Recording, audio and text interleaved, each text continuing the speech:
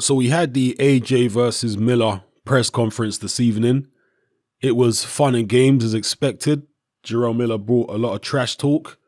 Some people would say a lot of ignorance and childishness, but however you want to view it, it was necessary to promote this fight because you've got Anthony Joshua, who is relatively unknown in the US, and Jarrell Miller, who, although he's an American citizen, is unknown as well.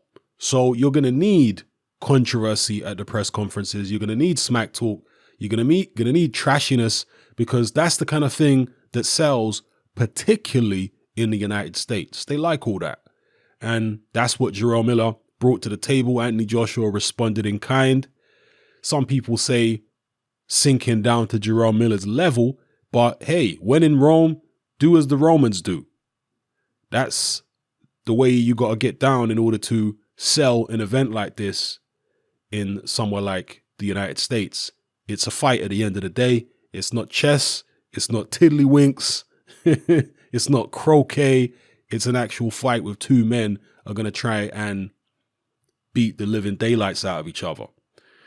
So, Jarrell Miller coming with all the mum talk as usual, which is obviously very disrespectful.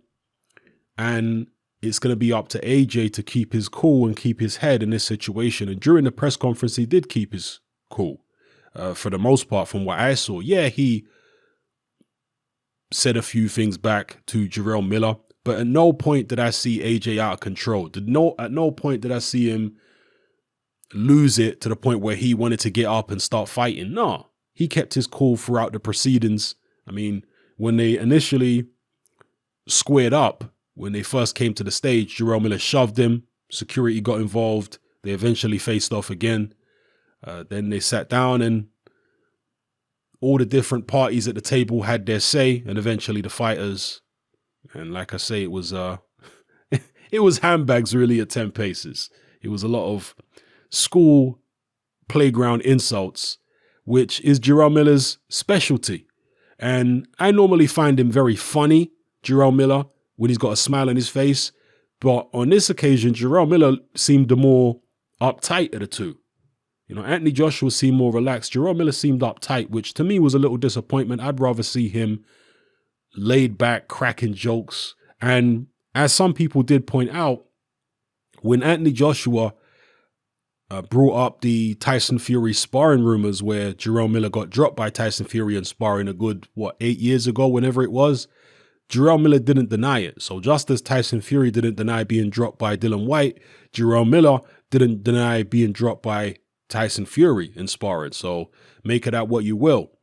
But yeah, Miller to me was the more uptight of the two. He went on this long monologue about his tough upbringing and being from Belize, which is a third world country, being from Brooklyn, and how in America, we're just built different. And in the UK, they ain't got guns and all this kind of business. And as I've said before, this kind of talk only impresses people, or this kind of talk is only effective when the person you're talking to is impressed by it. Do you understand? So this is a boxing match. It's a regulated contest where two men get in the ring with a ref and judges, gloves. You can't bring guns into the ring. You can't bring your crew into the ring. So all that street stuff is cute, right? I grew up in an environment in South London in the 1990s where I saw all the same things that Big Baby Miller saw. All the shootings and the crack and people dying and all that kind of business. I saw exactly the same thing. But it didn't help me become heavyweight champion. Right? Just as there are tough people where I grew up, there are also people who are not so tough. There are people who were involved in all kind of street activity where I grew up who they couldn't fight. Do you understand what I'm saying? So when you're from that particular environment, all right, and you see the different sides to people, and particularly if you're a worldly person, if you've traveled around and if you've been in boxing a long time, you'll know that all that street stuff is, again, it's cute, but it doesn't really mean anything in a boxing ring. I mean, Tyson Fury ain't from the streets. He's from a traveling background, all right? He's a traveler, and they obviously have a tradition of bare knuckle fighting. But in terms of Tyson Fury growing up around shootouts and all that kind. No, Tyson Fury didn't have that kind of upbringing, but it doesn't matter because he's not a gangster. He's a professional boxer. So all that stuff only works if the opponent, in this case, Anthony Joshua, is impressed by it. You know, if he's like, oh God, he's from the streets and this, that, and the other. If they buy into it, then it might work. But if they don't buy into it and they realize that it's all just bluster, then it's not really going to matter. You know, I mean, Charles Martin was from the streets, right? Charles Martin certainly grew up in a much tougher environment than AJ did. AJ grew up in Watford. Watford, is it even London? You know, isn't Watford in like Hertfordshire or something? Is it Middlesex, Hertfordshire? I'm not sure what county it's in, but it's barely even London. And it's certainly nowhere near as rough as other parts of London is. I mean, Watford is not rough at all. But yeah, Anthony Joshua beat Dylan White. I mean, Dylan White's from a third world country. He's from Jamaica. Came to the UK when he was, very, very early teens, I think. From Jamaica, grew up in Brixton, went through all kind of different street situations in Brixton, Dylan White. But yeah, he still lost to AJ, the boy from Watford. Charles Martin, same thing. Charles Martin's been shot. He's from St. Louis. He's been through all kind of stuff. It didn't help him in the ring against AJ because it's a boxing match. It's a controlled situation. It's not a gang fight. Can't bring your guns in there. It's just you versus the other guy with judges and a ref. So AJ, I believe, has got that in mind anyway. He knows what it is. AJ has been involved in altercations with Dylan White, for example. When AJ was in the Klitschko camp with Dylan White many years ago, Dylan White tried to get AJ outside for a straightener because they were having some kind of tension. And Dylan White was, yeah, come outside then. And Dylan White tried to arrange street fights with AJ on several occasions before they fought. And apparently AJ didn't go for it. He didn't want to go out and have a street fight with Dylan White. He didn't want to go outside and have a straightener with him when they were both in the Klitschko camp. So AJ knows what to do and what not to do. He knows when to pick his battles.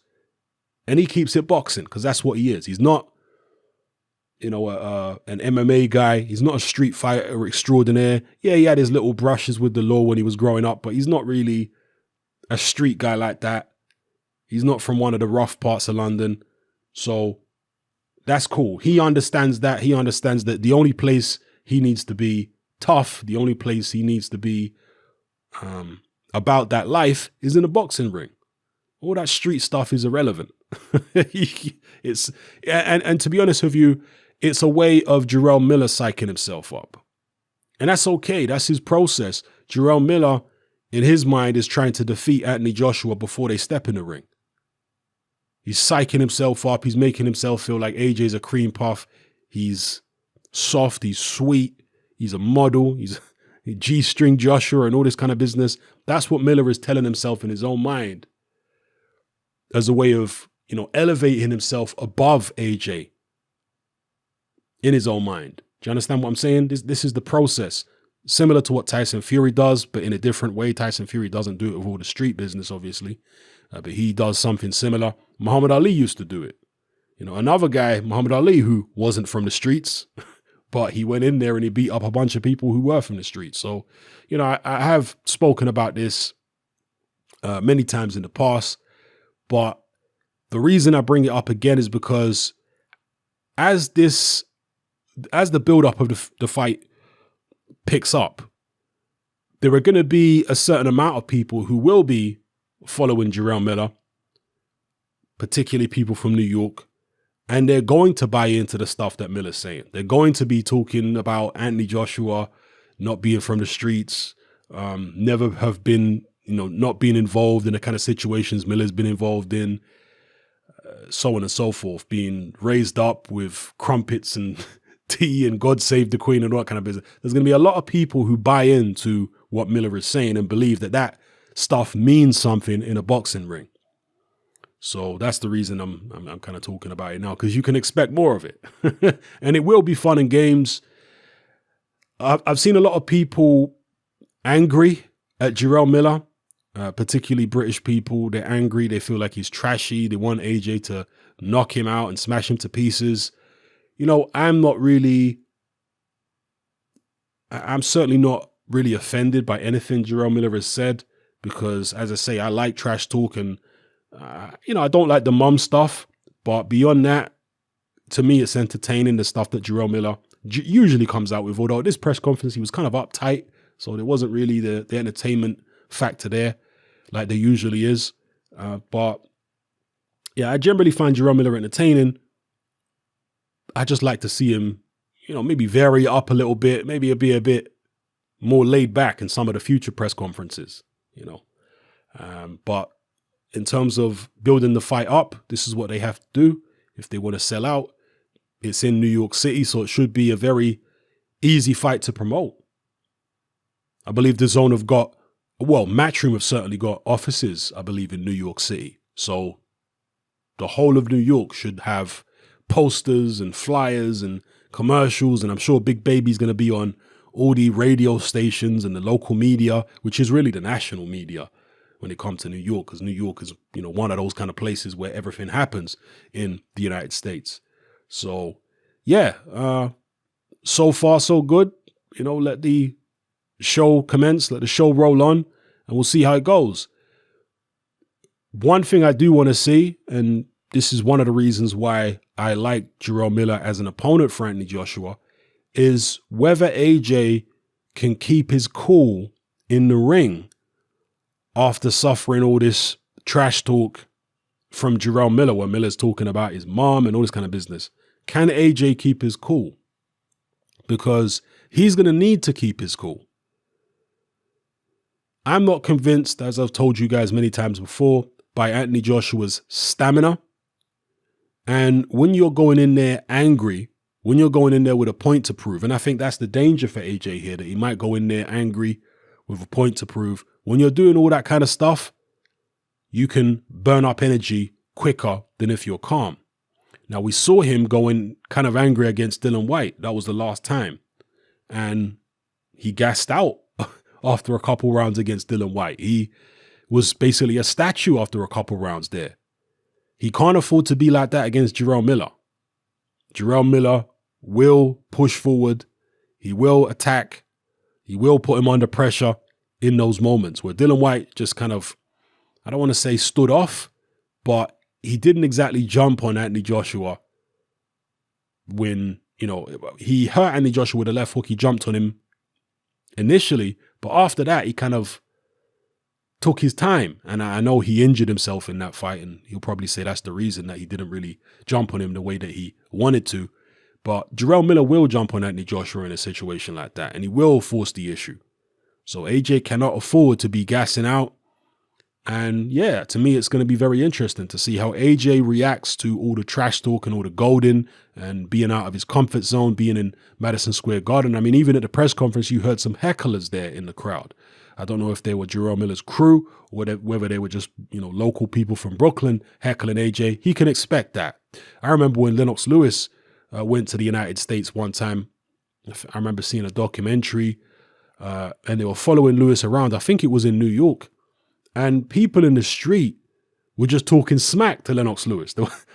Lewis was with Courtney Shand and I think Harold Knight, two longtime members of his team. And they're walking. Oh, no, actually, Lewis wasn't there. Was Lewis there with him? I can't remember now. But some random dude in the street started talking smack about Lennox Lewis, saying, I'll knock that cream puff out. I remember Courtney Shand and Harold Knight say, yeah, whatever.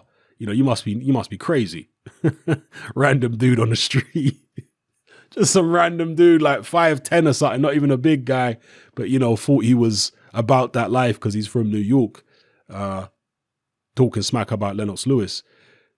AJ can expect more of that. When he walks around in I know New York is not the place that it used to be. I know it's not nowhere near as rough, and New Yorkers generally are nowhere near as brash as they used to be back in the 1990s. I'm aware of this. But still, Jarrell Miller represents that old guard, as Paulie Malignaggi said, the old trash-talking New Yorkers. He represents that. And there are still some of them around in New York. So AJ can expect some smack talk from the general public, particularly if he's in places like Brooklyn and what have you. And he can expect more of it at the press conferences, particularly the closer we get to the fight. So we'll see how he copes with all that. We'll see if that affects his mind state, if he can stay calm under pressure. And we'll see what Jarrell Miller's all about. You know, will Jarrell Miller come out and box his fight, or will he box overly reckless? Will he come out reckless in the first round and get himself hurt? You know, I honestly like the fight, and it really does hinge on whether Miller can take that AJ power.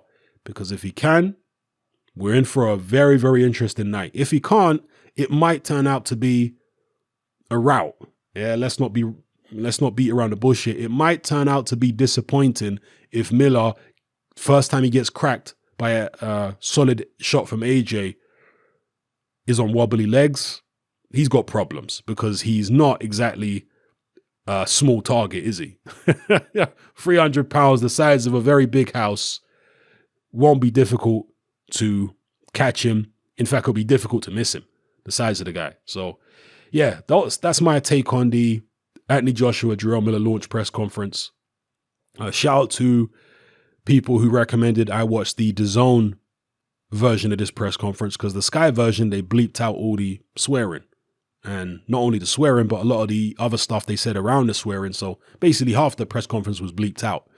I watched the DAZN version. The volume on the DAZN version is very low. And overall, the sound quality of this press conference was really poor. You couldn't hear what the journalists were saying in the crowd in terms of the questions they were asking. So yeah, the audio quality was really, really poor. They need to sort that out for the next press conference, Sky and DAZN, and do a lot better than that. Obviously, the visuals were all cool. You know, the camera angles and what have you was all cool, but the audio was poor, and they need to sort that out before the next event. So yeah, let me know what you guys think in the comment section below about this press conference. Were you entertained? Were you impressed? Were you enraged? Has this changed your perception of the fight? And do you, like me, agree that this is what they actually need to do to promote this? Whether you think it's trashy or not, this is what's going to sell tickets. This is what's going to sell DAZN subscriptions. In the UK, people are going to watch, people are going to watch AJ anyway, but when they've got a loudmouth, trash-talking yank like Jarrell Miller, I think that's even going to increase sales in the UK of the Sky pay-per-view, because people want to see, British people want to see AJ spank the yank, as they call it, right? They want to see AJ shut the loudmouth American up. So yeah, let me know what you guys think about this in the comment section below. It's happening, I'm out. Join me on Patreon. I upload a minimum of 2 podcasts every single week, covering a wide variety of controversial topics, as well as live stream Q&A sessions. Take a look on screen right now at some of the podcasts I've produced so far. For just $3 a month, the equivalent of about £2 a month, you get access to all my new podcasts and my entire back catalogue of past podcasts, including my popular Confessions of a Nightclub Bouncer series. You can listen on your computer or on your smartphone or tablet by downloading the Patreon app from the Google Play Store or the App Store for free. The Patreon app also allows you to download each podcast in MP3. For less than the price of a cup of coffee, you get access to dozens of hours of exclusive content. It's easy to sign up, there's no contract, and you can cancel at any time. So come and join our community of free and critical thinkers by signing up with me here on Patreon today.